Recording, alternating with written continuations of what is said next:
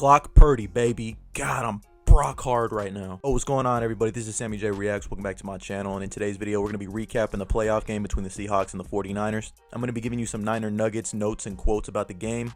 Because, man, was I right. In my last video, I said the Niners were going to destroy the Seahawks and it wasn't going to be a close game at all. So I'm excited to break it down for you. Before we break it down, I do want to ask if you could please smash that like button, hit that subscribe button if you're feeling my vibe, and hit that bell notification button so you never miss one of my uploads. So my overall thoughts on the game are pretty much what I expected going into it. I knew Seattle would come out, give us their best punch, make this thing somewhat competitive, but at the end of the day, the Niners just have too much. They're the more talented team, they're the better coach team, and at the end of the day, that's always going to be the biggest factor going into a football game. And it's crazy because I didn't really think the Niners played particularly well at all in this game, on defense and on offense. They left a lot of points on the board and they still scored 41 points, which by the way is the most points Seattle has ever given up in a playoff game since 2007. This kid Brock Purdy just keeps on proving that he is legit. Like, this is not fake anymore. Like, this is legitimate.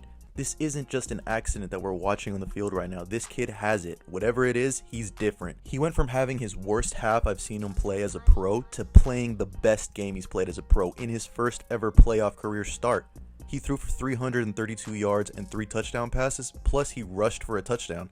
4 touchdowns and no interceptions? Like, bro, I don't think you realize how crazy that is. Fun fact, that's the first time a rookie quarterback has ever scored 4 touchdowns in a playoff game. And here's a really cool nugget for you. At 23 years young, Brock Purdy becomes the youngest player in playoff history to throw for 300 yards and 3 touchdowns since Dan Marino, which, if you didn't know, is Brock Purdy's childhood hero and the reason that he wears number 13. And to show you this isn't a fluke, here's a comparison between him and Jimmy Garoppolo. In 6 career playoff starts, Jimmy G has thrown for 160 yards per game, 4 total touchdowns, 6 interceptions, and a 74 rating, where Brock Purdy did that in 1 game. 300 yards, 4 touchdowns, no picks. It's just showing you how much confidence Kyle has in this quarterback. This kid, Brock Purdy, is really unlocking this offense and opening up the run game. And his aggressiveness downfield is opening up the run game for everybody else. I mean, there were so many explosives in this game, explosive plays in this game. Christian McCaffrey himself had a 68-yard run.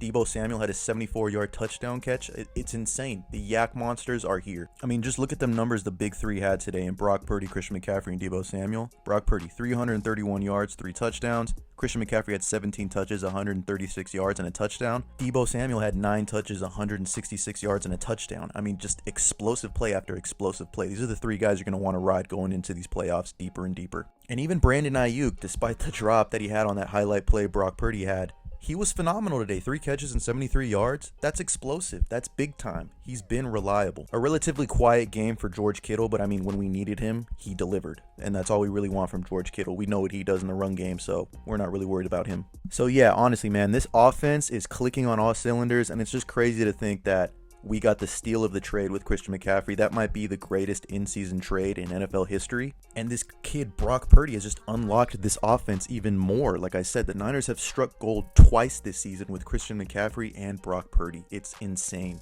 Brock's got a little Fran Tarkenton in him. And get this, in the 9 drives that Brock Purdy had, like take away that last drive where Brock Purdy wasn't really doing much at the end of the day, like when there was a blowout already.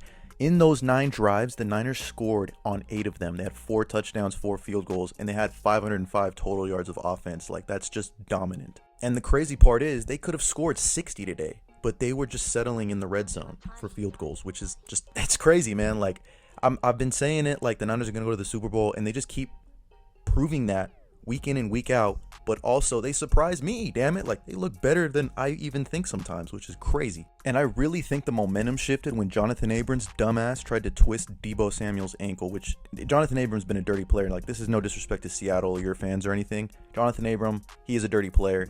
When he twisted Deebo's ankle, it got the team angry, it got Deebo angry, and he was running angry, just like this clip right here.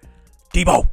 Now, I do want to give credit to Seattle and Pete Carroll. I mean, he had them ready to go. He fired up the troops. He tried to make his own bulletin board material this week by saying, oh man, too bad we have to play the Niners, which obviously I knew what he was doing. We knew what he was doing. He was just trying to fire up his own troops by creating his own bulletin board material and having them play above their expectations. And it almost worked. That first half, I'm not going to lie, I and a lot of other 49er fans were probably nervous because they took the lead going into halftime. Who would have thought that, you know? They had a great game plan. They stuck to their run game. They were taking bits and pieces out of the defense, 5, 6, 7 yards here and there.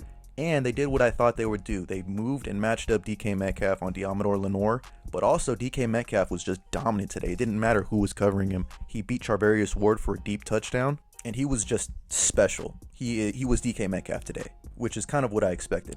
And I'm not going to lie, coming out of halftime when the Niners had that great drive to answer and take the lead back 23-17, Seattle had a pretty good drive going. But then, this is when the biggest play in the game happened in my mind. Charles Omenihu on a stunt strips the ball from Geno Smith. Nobody's looking at it except the defensive player of the year, Nick Bosa. He jumps on it. We get a turnover when they're in the red zone. It looks like they're going to get at least 3 points to make it 23-20. We get the huge turnover, and momentum is on our side, and the Niners just don't look back on defense. Because then the Niners go on a couple of scoring drives. Then Geno Smith kind of implodes, throws a pick to Deommodore Lenoir, who I said would be a much better matchup on Tyler Lockett, and he ran that route for him.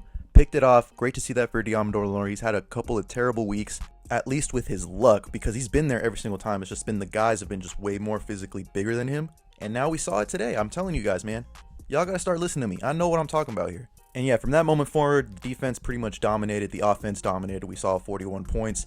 And Seattle, they scored that garbage time touchdown against our backup defensive players. So just to make it look a little bit more pretty. But the Niners came into this game, did what I thought they were going to do. They dominated. They dismantled the Seattle Seahawks like they should have. The Niners go 3 for 3 against the Seattle Seahawks this year, 3-0. They sweep the division again. They won all 7 games they had against the NFC West this year. And I think this quote from George Kittle just captured it perfectly. There's nothing like sweeping the division and then beating them again in the playoffs. And I wish one other NFC West team was in the playoffs so we could beat them again too. Like, that's just crazy dominant. So yeah, that was pretty much the whole game against the Seattle Seahawks. To recap, the Niners dominated like I thought they would. It took a little bit longer than usual. But once they got rolling, they really just never looked back. So now we kind of wait and watch to see who the Niners play.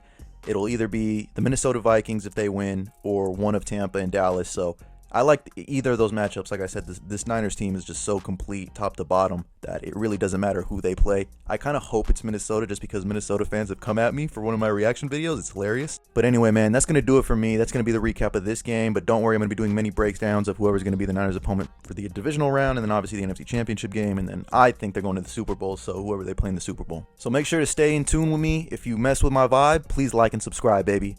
I love y'all. Stay safe. Peace, love, and positivity, everybody. Peace. Oh, wait, hold up. Before I get out of here, bang, bang, Niner gang. Go Niners, baby. Yay! You guys enjoy that game? Yeah. Hey, for those who haven't had it, all right, you got a taste right there of playoff football. Credit to everybody in this room, man. Appreciate everyone. All right? Fun to watch you guys, man. You guys got after it in every aspect. I appreciate everyone in here. All right? 1 week at a time.